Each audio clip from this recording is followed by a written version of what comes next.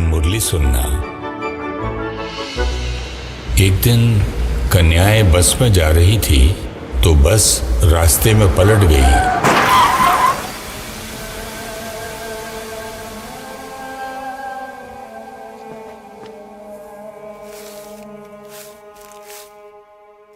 मैं शक्तिशाली आत्मा हूँ। लोगों को आश्चर्य था कि छोटी छोटी कन्याएं भी रो नहीं रही, चेहरे पर दुख के चिन्ह भी नहीं। मैं शांत स्वरूप आत्मा हूँ। बाबा, बस रास्ते में उलट गई। बच्चों को बहुत चोट लगी है। कुछ बच्चे तो अस्पताल में भर्ती हैं। अच्छा बच्ची, जो भाभी थी सो हुई। चलो मैं अस्पताल चलता हूँ। इतनी चोटें लगी हैं, फिर भी ये बच्चे ऐसे हैं जैसे कि कुछ हुआ ही नहीं। इन्हें तो इंजेक्शन की सुई भी रुई लगती है। चेहरे पर कोई शिकन नहीं। एक तो नहीं, ये सारे ही ऐसे हैं। ये जरूर कोई अभ्यास करते हैं।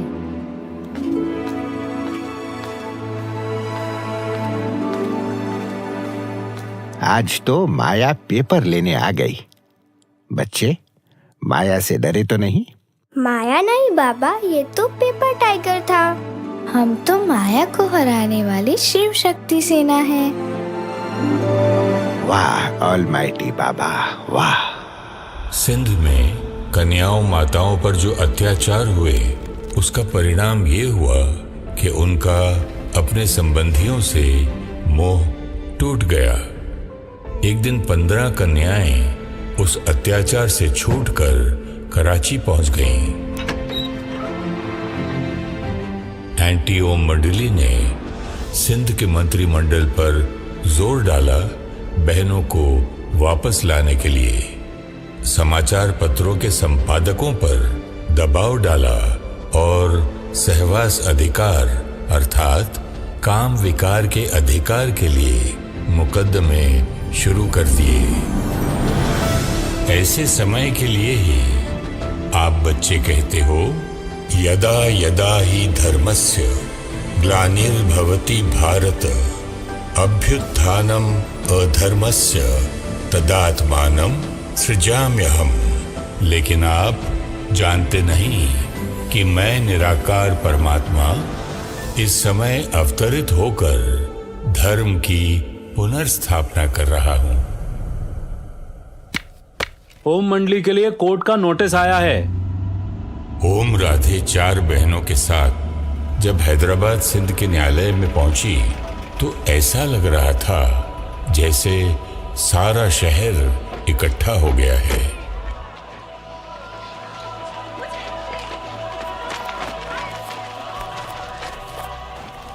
अरे ये कहां से आ गई?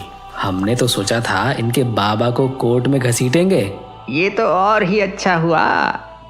ये बच्ची तो वकील के सवालों से ही घबरा जाएगी। जीत मुबारक हो पहले से ही।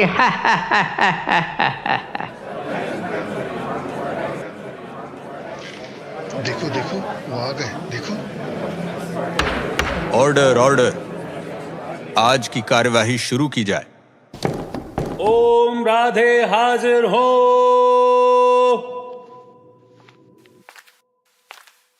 इस पवित्र गीता पर हाथ रखकर कसम खाओ कि मैं ओम राधे ईश्वर परमात्मा को हाजिर नाजिर जानकर शपथ लेती हूं कि जो कहूंगी सच कहूंगी, सच के सिवा कुछ नहीं कहूंगी।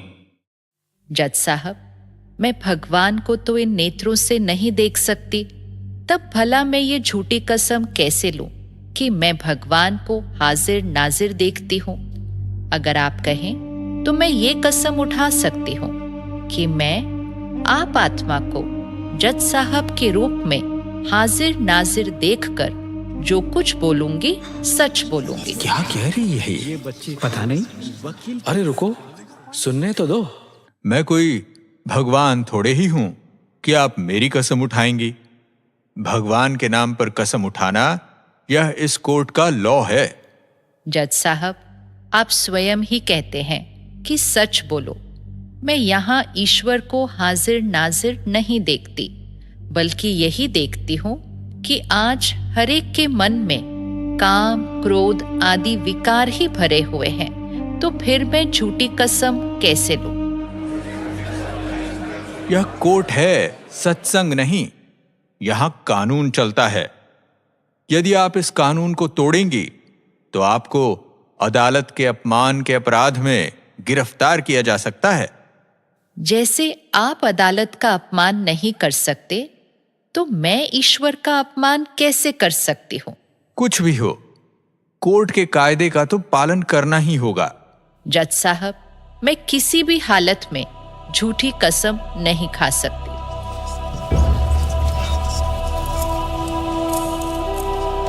पुलिस वाला दिल से नहीं चाहता था कि वो ओम राधे को हथकड़ी पहनाए। इतने में जज ने उसे रोक दिया। अच्छा ठीक है, आप वकील साहब के सवालों का सही सही उत्तर देती जाओ। क्या ये सच है कि ओम मंडली में घर बार रिश्ते नाते छोड़ने को कहा जाता है? जी नहीं, परमात्मा हमें विकारों को छोड़ने की शिक्षा देते हैं, ना कि घर छोड़ने की। तो फिर लोग घर क्यों छोड़ रहे हैं? ओम मंडली में सिर्फ बाबा और कुछ परिवार अपनी इच्छा से रहते हैं। बाकी सब अपने घर में रहते हुए रोज ज्ञान सुनने आते हैं। हम कन्याएं अपने परिवार से अनुमति पत्र लेकर आई हैं। इतना रोकने पर भी आप सब घर बार छोड़ ओम मंडली में क्यों चली गईं? जब पुरुष घर बार छोड़ संन्यास लेते हैं तो उन पर मुकदमा क्यों नहीं होता है? जज साहब, ज्ञान अमृत पीने के कार्य में संबंधियों की ओर से हमारे मार्ग में जो रुकावटें पड़ती हैं तथा वो माताओं पर जो अत्याचार करते हैं, उसी के परिणाम स्वरूप कुछ माताएं ओम मंडली में आ गई। ऐसी कई माताएं हैं जो घर से बाहर भी नहीं जाती थीं, पति को परमेश्वर मानती थीं। वो उनको छोड़कर क्यों चली गईं? जज साहब, यदि पति परमेश्वर है तो पत्नी उसकी परमेश्वरी हुई ना। यदि पत्नी हाथ जोड़कर पवित्रता की भीख मांगती है तो उसे मारा पीटा जाता है। क्या पत्नी सिर्फ पति के भोग विलास के लिए है? यहाँ पति के अधिकार की बात हो रही है। जज साहब, नारी के भी कुछ अधिकार होते हैं। अगर सरकार उनकी सुरक्षा की जिम्मेवारी ले, उन्हें पवित्र जीवन जीने की स्वतंत्रता दिलाए, तो आज ही वो वापस चली जाएंगी। इस बात को हल करने से पहले तो ये फैसला हो कि कॉन्जुगल राइट्स है क्या? श्रीमद् भगवत गीता में कहा गया है कि काम महाशत्रु है। इसको आप अधिकार कहते हैं? भारतीय सभ्यता में तो ब्रह्मचर्य पर बल दिया गया है। क्या अधिकार और अपराध में कोई फर्क नहीं रह गया? ये पतित काम हम नहीं करेंगे। यहाँ कानून की बात हो रही है और ये शास्त्रों की बात कर रही हैं। माय लॉर्ड, अब तक तो मैं सुनता रहा। अब आपकी इजाजत से कुछ कहना चाहता हूं। इजाजत है? ओम राधे कह रही हैं कि यह पति पत्नी की स्व इच्छा की बात है, परंतु यदि उनमें से एक न चाहे तो उसे पति का अधिकार कैसे माना जा सकता है? दोनों के अधिकार तो बराबर हैं। मुझे और कुछ नहीं कहना है। That is all your honour.